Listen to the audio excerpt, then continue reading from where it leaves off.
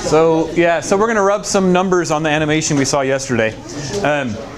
It actually already gives it to us. We're just going to go ahead and use the ones we have. If you're up front, you're like, hey, I got the answer already. But this pendulum up here rises to 2 meters above the reference point and then falls to 0.4 meters above the reference point.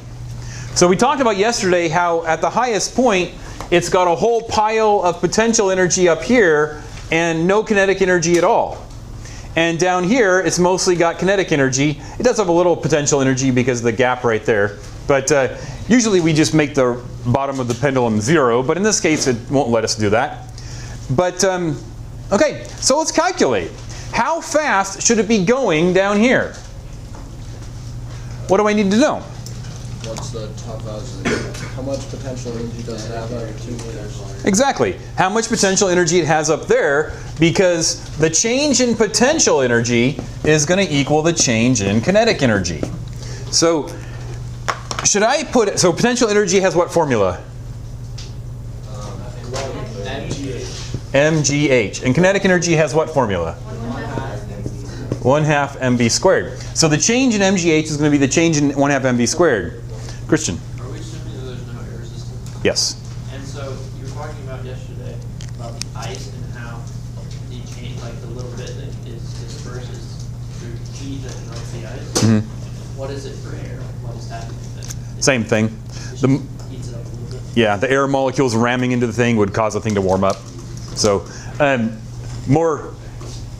creating more friction would be the pivot up here. The rubbing of the rope against whatever is holding it would create it. But we're going to ignore friction because notice it's been going back and forth for the last 5 minutes, not losing any energy. It's just going right to the point. In the movies, you jump out of an airplane and you like light on fire. You're like, I'll take your word for it. What height should I put in here? 0.4. Okay. 1.6. I could use 2 meters, but if I did 2 meters, I would have to have a PE1 and a PE2. So if I did 2 meters, I would have to say PE1 minus PE2, because that's going to be our change in PE, right? Which is going to be mg2 minus mg.4. But most of us realize we can use math and just make this m times g times 1.6 meters. And that's going to equal 1/2 mv squared. Now, do you see parts of the pendulum falling off as it travels? No. So what can we do to this equation? Cancel out the m's. Yeah, let's cancel out the m's. Nothing is falling off or nothing is sticking to the pendulum, so we cancel out the m's. Simple, right? So this just becomes g times 1.6 meters equals 1/2 v squared. And we can solve for v. I think we can. See if you can solve for v. Take advantage of that massively overpriced calculator your parents bought you last year.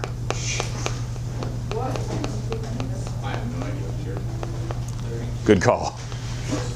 Take advantage of that massively overpriced scientific calculator that buyers bought 20 years ago. didn't you get those last year? The graphing calculators I got 2 years ago. Or last year, no, last year when the building opened, yeah. These I got last year, but these guys, I bought a box of 12 TI-30Xs from eBay. I got 12 of them for like $40. It was pretty awesome. Yeah. But enough about me. 5.6? Well, the animation seems to agree with you. Yeah. So as the pendulum bob gets to the lowest point, it gets to a velocity of about 5.6 or 5.7 meters per second. See how that works?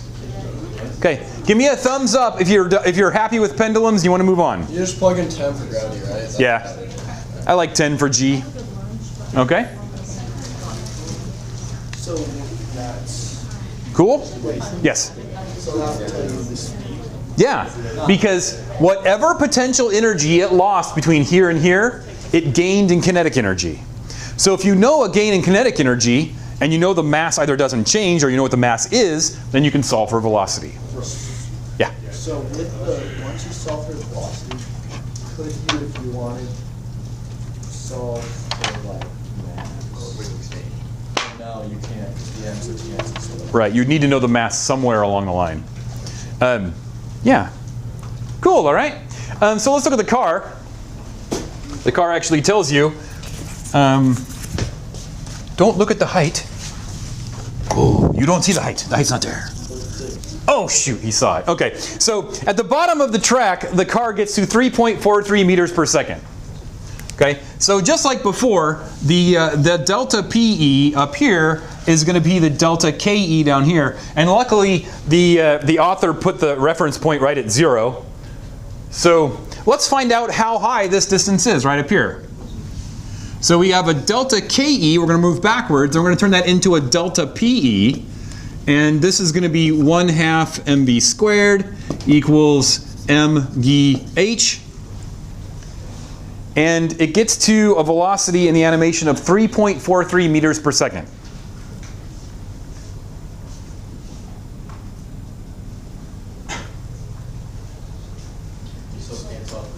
Uh-huh. Yeah.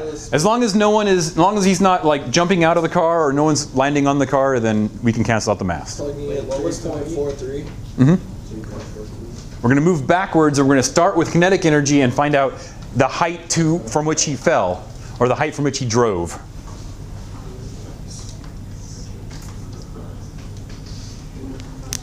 You want to round it down? Rounding is good.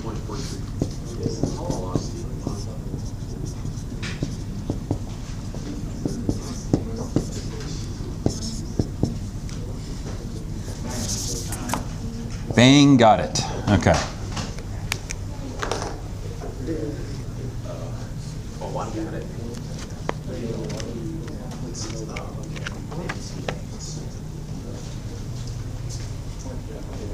.58. 0.58? But still 0.59. 0.59? Yeah. 4.6 if you want to. It's 0.588245. So 0.59? Okay. So taking into account rounding issues, we have a height of about 0.59 meters. You're going to do this next week. It's one of my favorite labs. I love this lab. Okay, so we could? Give me a thumbs up if you're ready to watch the videos. Yes. Question. Oh, you're giving me a thumb in all the 5? Okay. Cool, okay. A thumb? I'm giving you a thumb with interest.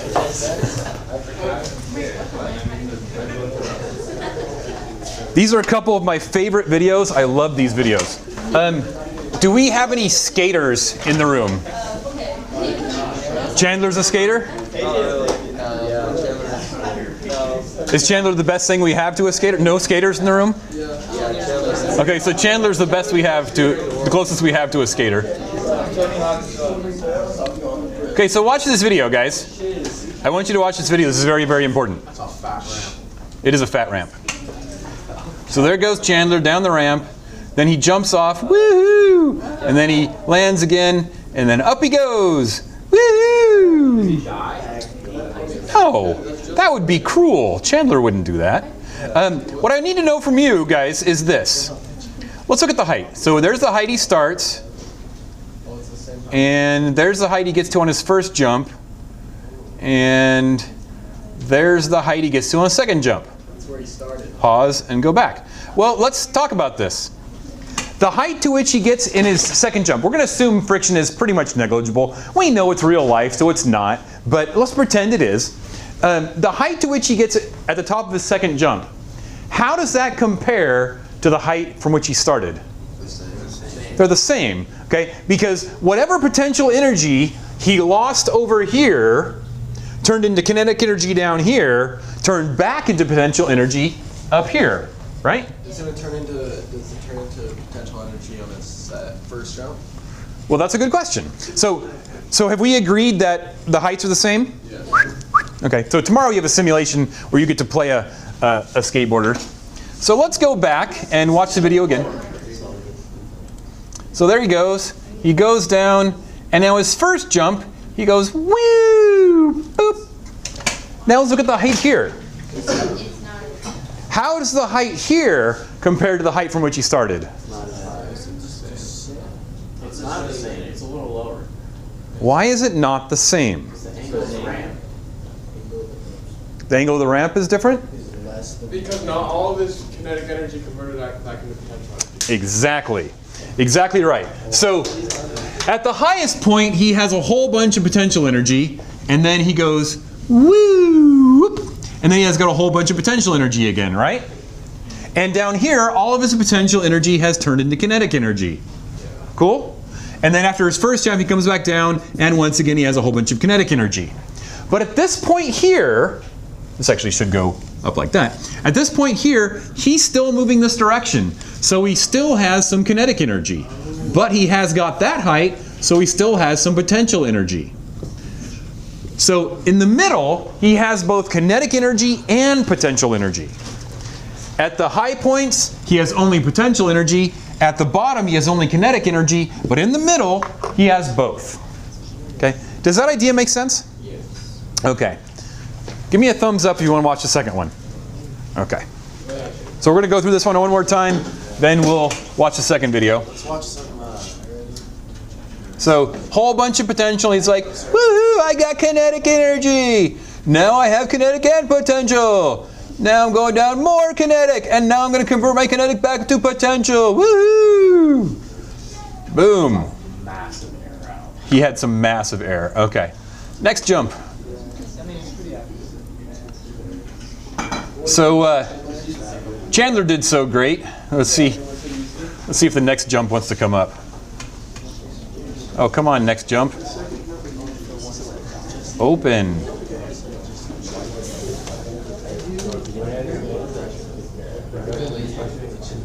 Aw. Okay. My next jump is not showing up. No. Yep. Oh, there it is. Wait a minute. Here we go. Pause. Okay. So Chandler did such a great job that Chase says, Chandler can do it. I can do it. So he's like, he chooses an even higher ramp. Oh. And he's like, woo, I'm converting my potential energy into kinetic. Woohoo, now I have both. Woohoo, now I'm going to convert lots of kinetic again. And oh my gosh, I have so much potential. What were you thinking, Chase? Chase, you can't beat Chandler. Where did that dude come from? He's still alive. Then along comes a whole bunch of 9-year-old medics. Get some leaves. Are you quoting? Yes. Yeah. You know how his arm used to bend like that? It doesn't bend like that anymore. Okay. Kevin, get some leaves. Get some leaves. Okay, so yeah. I was just thinking, since you're already going to the store later. Exactly. What are you quoting right A now? hospital. Yeah. Okay, so back to something far less interesting than skateboards. Consider this block. This is a 4-kilogram block teetering on the edge of a ramp, and this ramp is 5 meters high, and I think I might have given you an angle as well, maybe not. What is the change in potential energy if the block falls off the left edge? So if this block if we give it a tug or give it a push and it falls off, what is its change in potential energy? It goes to 0. It's going to go to 0, but what is its change in potential energy? I've given you a mass now and a height. 4. Don't guess, do the math.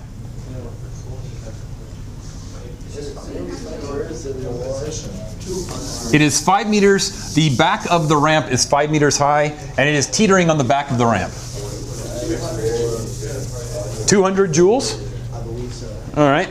So what formula did you use to find that? MGH equals PE. And so the delta PE is going to be mg delta H, which is going to be a 4-kilogram mass on our planet, and it's going to fall 5 meters. So 4 times 10 is 40, times 5 is normally 200 joules. All right, so it's got 200 joules of potential energy teetering up there, and when it falls, it'll do 200 joules when it squishes the spider. Yeah? How do you know when to convert weight into units or not? Because that confused me. If it's M, mass in kilograms. If it's mg, then you can do weight. Were we doing something yesterday where we weren't even using gravity? We weren't even plugging gravity in? Weight. I was just giving you weight instead of mass. Instead of mass and allowing you to calculate weight, I was just giving you weight. When we were doing work, we were taking force. Well, that's a pretty good segue. So the force that gravity does on the object is equal to weight, right? And weight is F times D, so the force of G is just mg.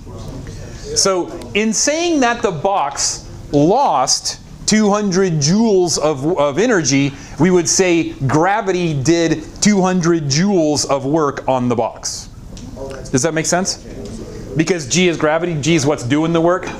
So by converting that potential energy from 200 to 0, gravity is doing 200 joules of work on the box. Does this make sense? Yes. All right.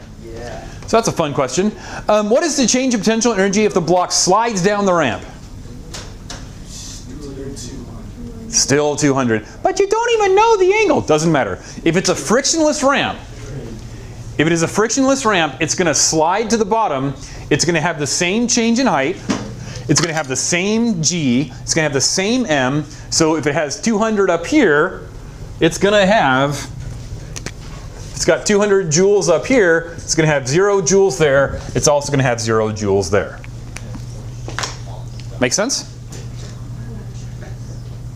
Next. What is the change in potential energy if the block slides down the ramp?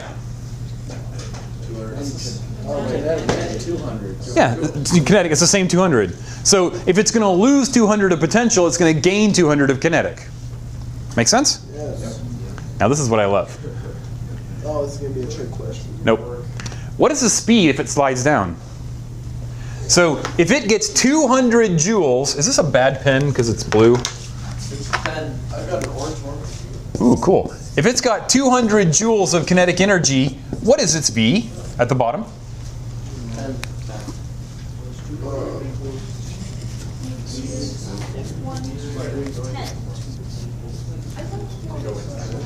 Some people are going, well, let's see, KE is 1/2 mv squared. It gained 200 joules, so 1/2 times 4 times v squared. So normally 200 divided by 1/2 divided by 4 is 100. 100 squared is 10. So the velocity is 10 meters per second. Oops, just meters per second. Got it. It's not wrong. It's exactly right. So when it gets to the bottom, it has, I didn't leave myself a lot of space, so I'll just put it right down here. No, okay, I'm going to erase this. When it gets to the bottom, it has 10 meters per second of velocity and 200 joules of kinetic energy traveling that way. And that's important. Are you ready? Pretend you're in August. I realize it's November. Pretend you're in August. How fast is something when it falls 5 meters? What does August have to do with it? Remember what we did? To find out how fast something is, we go V equals AT. And to find out how long it takes to fall, we say dy is 1/2 AT squared. So, if something falls 5 meters, how long does it take to fall that 5 meters? You could have don't look at me, you look at your paper and your calculator. Oh, August is when we learned this stuff. Exactly. I thought you meant like think about the time August, like it was gonna be different. Oh, yeah. Would the block lose mass if it was in August? What's 10? Oh! Why do you think that? Because the distance change is 5 divided by 2 times 10, so divided by 2 is 10, and then divided by 10 is 1. Okay. And then using this 1 second, well, if something falls 5 meters, freely falling for 5 meters, we use our d equals 1/2 AT squared, and we say 5 equals 1/2 times 10 times t squared. So if something falls for 5 meters, it takes 1 second to do that. Okay. Now realizing that while it is falling, gravity is acting on it. So we put in our 1 second here, and velocity is 10 times 1 second. 10 meters per second squared times 1 second. So it has a velocity of, yeah. Down here, the block has a velocity of 10 meters per second, and it still has a kinetic energy of 200 joules. Why is this important? It's going to be the same at the bottom of the ramp. Yep. Now let me let that sink in for a second. Let's take. This is whack. Okay. We will unwhack it here in a second. Here's what's important. Velocity is a vector. Yeah? Yeah. Acceleration is a vector. Yeah? Yeah. Force, also a vector. Yeah? Yeah. Yeah. Energy, a vector? 9. Energy is not a vector because the same block experienced the exact same change in kinetic energy. One situation has a 10 meters per second vector going down. One situation has a 10 meter per second going this way. Energy is not a vector. Energy doesn't care what direction it's going. That's pretty lit. It's very lit. It's about as lit as you can be. So energy is what we call a scalar. It doesn't matter what direction it's going. Energy is energy. A device that has kinetic energy or potential energy doesn't care about what direction it's moving.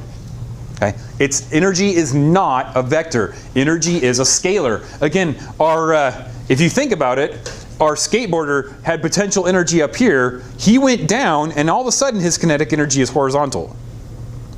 And then he started going up, and his kinetic energy aimed up a little bit. And now he had kinetic energy going up. And then he had kinetic energy going horizontal again. And then he had kinetic energy going down again. Then he had kinetic energy going horizontal. Then he had kinetic energy going up. His kinetic energy kept changing direction, but the actual magnitude didn't change. The actual magnitude of his total mechanical energy didn't change. Energy is not a vector. Energy is a scalar. Energy doesn't care what direction you're going. Wow. So, say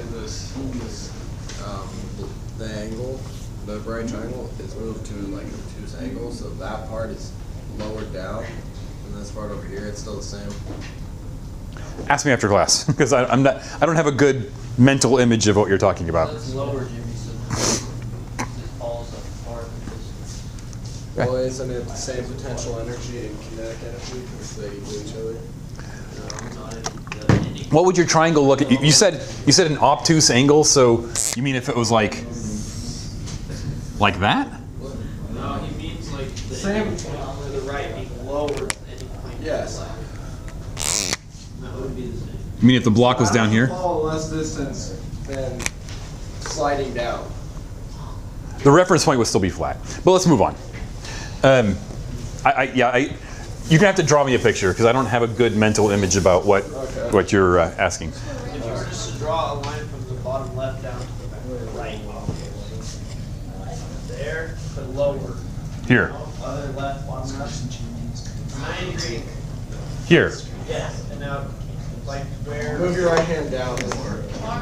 Oh, you mean if it fell further? No, like it's. I'll draw it. Let's just.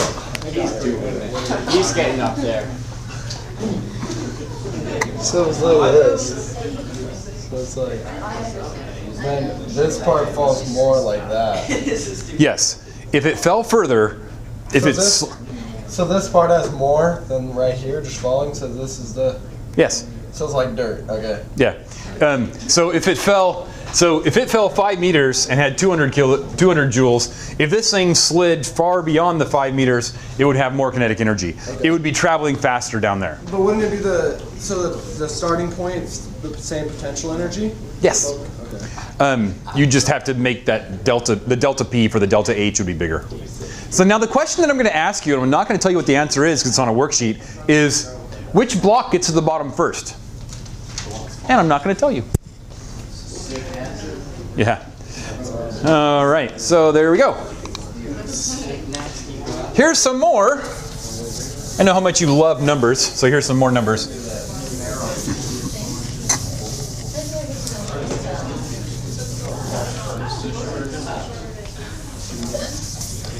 You push a crate weighing 93 newtons up an inclined plane. You're pushing horizontally because, why not? You're pushing horizontally, parallel to the ground with a force of 85 newtons. Okay, see what's happening here? You have an inclined plane, you are pushing horizontally on the crate, and the crate is sliding up the ramp. Question number 1. How much work do you do? How much work do you do in pushing the crate up the plane? A lot of work. That's my answer. A lot is a good answer, but I'd like a quantitative answer. At least 5. At least 5. So when you show up to work, your paycheck should be at least $5. This is pretty good. I got at least $5. Put any questions on your test. What's the answer? More than 0. More than 0. And you got the answer right. How much work is done? It's a number.